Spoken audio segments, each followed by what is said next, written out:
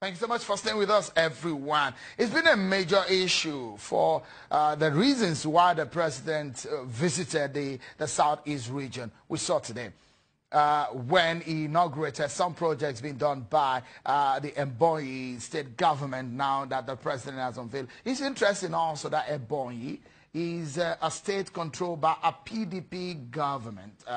Yep, that's it. Dave Umahi, that's the governor there, receiving an APC president, well, president of Nigeria, but of the APC political party there. Now, let's get a thought of the president's spokesperson on the plans of the president in the Southeast tour. Thank you so much, Mr. Femi Adesina, for joining us on the program tonight. What does this tour mean for the presidency? This is a rare one, isn't it? Well, a president of a country is at liberty to visit any part of that country, because before he emerged as president in the first place, he must have been voted for by a larger section of the country.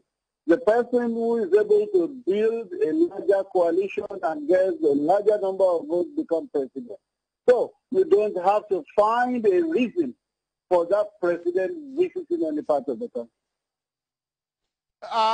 The reason I'm asking this question is, of course, we know that's the #1 citizen of the country, but he's not been visiting that region. A lot of people believe, politically speaking, he should be, and that's a region where out of the 5 states, is only one of those states politically that is on the APC, that is run by the APC, the party at the center. So it means a lot politically, of course, and that's a party, I mean, that's a region where the president did not receive support in the 2015 general election. So it's a big issue when the president is going into that region. What exactly are his thoughts and his plan? Are some of these plans political in nature, perhaps ahead of 2019? No, if some people are imputing such motives to the visit, well, they have a right to their thoughts. But as far as the president is concerned, this is a state in the country. He has been invited to come and commission projects and pay and come on his state visit, and he has accepted. The fact that it's even a PDP-controlled state says a lot, that the president sees the entire country as the territory he has been voted for to preside upon. That's a region also where there are a lot of criticism that the president has marginalized that people from that region in terms of appointments and focus of his government in that region. When you were preparing the president for this tour, what are your focus and what are your agenda in when the president is planning this trip? Something about appointments from the region. If you were here today in the places where the president has been received, that is not the general opinion. What they have been asking for is just more. It is not as if we have not got anything. They say, thank you for the ones we have got, but we want more. And if you ask people from any part of the country, it will be the same request, it will be the same sentiment. Thank you for what you have given us, but we want more. So it is not only one region of the country that has issues about being underappointed or underrepresented in government. Almost every region can lay claim to that. So what we have seen here largely today is that the zone is grateful, is happy. Mr. President has got 2 chief justice titles today. 2 chief justice titles in Ebonyi today. So it shows that the animus that people think exists in this part of the country is just an imaginary thing. Since the time he landed in Enugu Airport, you needed to see the applause he has been receiving. Everywhere the president has been today, he has been cheered. When he entered the Abakaliki temporary stadium, you needed to see the crowd and the applause that they gave him. So it is so easy to stay in one part of the country and then begin to think that one section of the country is now with the president. It's not true. Thank you so much, Mr. Femi Additional, for your thoughts on the program today. We also know that the president will be visiting Anambra State, also in the southeast region. But we take a moment on the program. When we come back, we dig deeper into these issues and, of course, security and the electoral process in Anambra State ahead of the election. Don't go anywhere, everyone. We'll be right back. So let me understand your point. Are you saying that any party can come up with whatever candidate they want, whichever way they want, irrespective of the laws, and they get away with it? As long as the primary is conducted. Listen, when a political party looks at the law very well and decides to do what you said, they will get away with it. It is only when, in their recklessness, God decides to arrest them, that they make certain mistakes, that court will now be able to find a loophole. Outside it, the powers of political party to select candidate is so awesome that you cannot even challenge it. When you challenge it, you're starting from a major disadvantage. Is that what your party relied on? In doing what? In getting its candidates for these elections?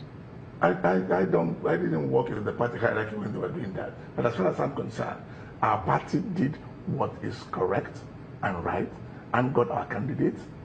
The candidates who felt aggrieved. Even though you didn't work you say you didn't work in the party hierarchy to know what happened. Because whatever happened, as far as the primary is concerned, happened before all of us. You don't need to be inside the Wadata Plaza to see what was going on. But what happened in Oka, they came down. All of us participated, whichever way, to get the chairman ad hoc delegates. The list was published. Okay. So what about now that you've said that you've confirmed that it's their own cup of tea for those that are aggrieved in the process? Does that seem to suggest that your party is not even one going into this election? That is why I'm telling you that those ones who will constitute problem have quietly and by the special grace of God has gone out. You sacked them from the party? We will sack them. They sack themselves. We are not interested in sacking anybody. But the fact is that when you are a fifth columnist in an army, you are a very dangerous fellow.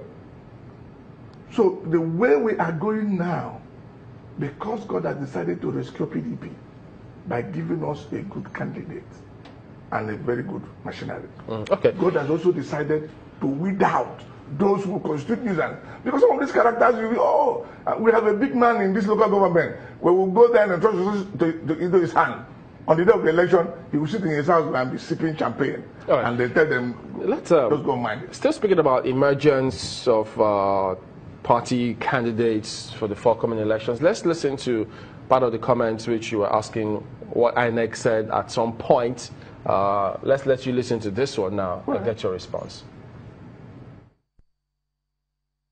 37 political parties are contesting in the Anambra election, which is a record. It's a record for any governorship election in the history of this country. 37. They all conducted their primaries. We monitored the primaries, but I also wish to draw the attention of civil society to the action of two political parties. I wouldn't mention the names here. I mentioned it when we met with the political parties about 2 weeks ago. We monitor the party primaries. We know those who emerged as candidates from the primaries. But somehow, somewhere between Oka and Abuja, two parties substituted the candidates. The names that they finally submitted to the commission are not the names of candidates that emerged from the party primaries which we monitored. Again, the Electoral Act says that if that is done, INEC has no power to disqualify any candidate nominated by his or her party. But 35 political parties are in compliance. What transpired at the primaries is what was actually transmitted to INEC. But two political parties changed the candidates. Those who emerged from the primaries are actually not the candidates whose names were eventually submitted to INEC. But we said that if any of these candidates wins or the matter is challenged in court, we'll go to the court and present the true record of what transpired at the primaries for the court to determine what to do. We will never defend what we cannot defend. Very clear unambiguous statement.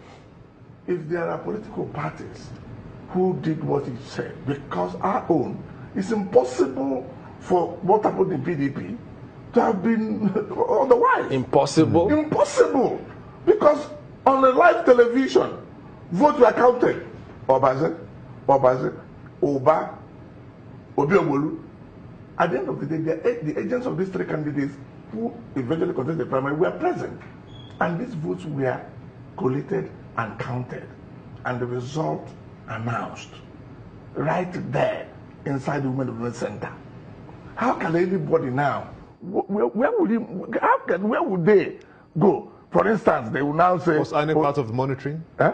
Was INEC part of the monitoring? They were present there, right inside the hall. Because this may put you and your party and your candidate in some kind of skirmish at the end if he becomes becomes governor and will be waiting for the tribunal at some point. You see, the issue is that this is not PDP is not one of the two political parties, because the PDP process was too open and transparent.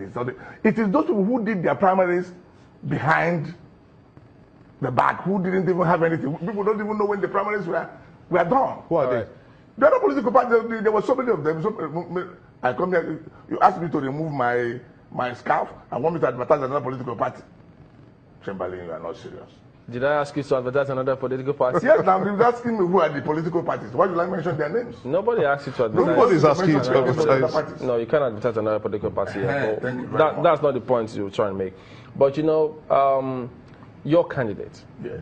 Why not a younger, the Anambra voters there, about 2.2 million, you have over 40% of them are young people. Yes. Why not a younger candidate? What makes you think that the people will vote your candidate? My candidate is as young as they come. As young as they come? Yes. What does that mean? Because when we talk about age, it's all about numbers. Anybody. There is nobody in Anambra State contesting this election, the governorship candidate, who is below 45. Not one. And at that age, anybody is old. Name them. From beginning to end, all of them are within the age bracket that go to check their blood pressure, like me. So it's not a matter of choosing. If we are talking about the core definition of youth, which is between the age of 18 and 35. Yes, maybe in the oncoming years, we will try to see what we will do about that. But as at today, Anambra is a very sophisticated and complex state that needs people with a lot of experience and wisdom to manage. And when you say 40% are youth, 60% will now be old people, isn't it? Therefore, if you're talking about demographics, politics is all about number. So you look for where the larger numbers are located. That is speaking, talking actually, about over 40% are students. So the younger population at that. The younger population is there. And you see, we come from a system, particularly in our place, where there is a lot of room for growth and mentoring. People just don't jump in my place. So that will be the message you tell to those who ask you in Anambra, why not a younger candidate? Precisely, I'll tell them, you wait for your turn. You come in there, you grow up. If he becomes governor now, what will he be tomorrow? Ever since the invasion, we've not communicated with him. Of course, I remember very well, he was the very last person in the house, when the invasion took place. And what we know that happened is that either he was killed and taken away by the military, or that he's been kept somewhere by the same people. Obviously, somebody authorized the invasion of the house, which is Dan Mansali, which is the defense minister. Of course, he made that clear to the whole world, even when they denied, the invasion. So they are in a far more better position to tell us what happened to Nnamdi Kanu. Up until today, we've not seen him, so we want them to produce him dead or alive. So you are 100% sure that he is with the military? Of course, Nnamdi Kanu was in the house when they invaded the house, so it could have been that he's been killed, or, they took him away somewhere, but up until today we've not communicated with him, has not spoken to anyone, and we're still making reasonable effort to communicate with him. What will happen if the federal government will fail to produce your brother? Then again, it's entirely up to the leadership of IPOB to take the rightful decision, sort of when due. So. But you're part of the leadership now. No, I am not. What's your advice? Advice to who, please? the thing is that... It's your brother, it's also a family matter. So what do you think should be done if the government fails to produce... Of course, there are laws in place. Of course, we'll pursue those lines and make sure that something legal is done until Nnamdi Kanu is produced dead or alive. Apart from the legal issues, how do you feel personally at the moment? It's your brother, and your brother is missing. Nobody knows if he's dead or alive. How does it make you feel emotionally? Well, of course it hurts. He's my senior brother, of course. It hurts so much, and he's my eldest brother. So for the fact that I've not spoken to him hurts, so, and that doesn't mean I will relent, of course. The struggle is there. Come rain, come high water, it will be achieved.